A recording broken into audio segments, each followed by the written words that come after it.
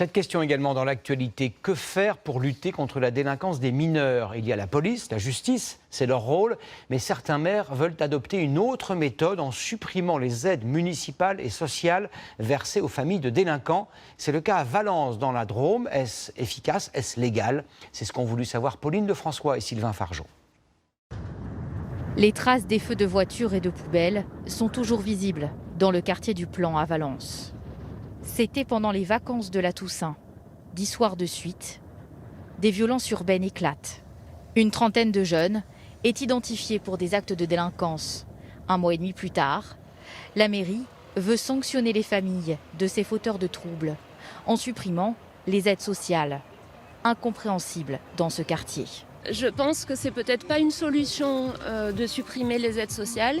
Ça peut mettre certaines familles dans les ennuis, parce qu'il y a pas mal de personnes qui ont des enfants à nourrir. Avec cette mesure, la mairie espère mettre fin aux incivilités dans plusieurs quartiers sensibles où régulièrement les transports en commun sont pris pour cible. Concrètement, les enfants qui auront été condamnés ou rappelés à l'ordre ou qui auront refusé les mesures éducatives que nous proposons, nous convoquerons les familles une dernière fois pour les mettre en demeure et si ça ne fonctionne pas, on suspendra les aides. C'est légal. Le maire a le droit de suspendre ces aides financières facultatives pour la cantine, le sport et la culture, le chèque énergie. Dans le centre-ville, cette décision a tout de suite fait réagir. À la rigueur que ça retombe sur eux mais pas sur leur famille, parce que les parents qui ont plusieurs enfants par exemple, ça va faire du mal aux autres enfants. S'il y a ces problèmes-là, c'est qu'on ne les accompagne pas suffisamment. Si au bout d'un certain temps la prévention ne marche pas, il faut passer peut-être à la phase répression malheureusement.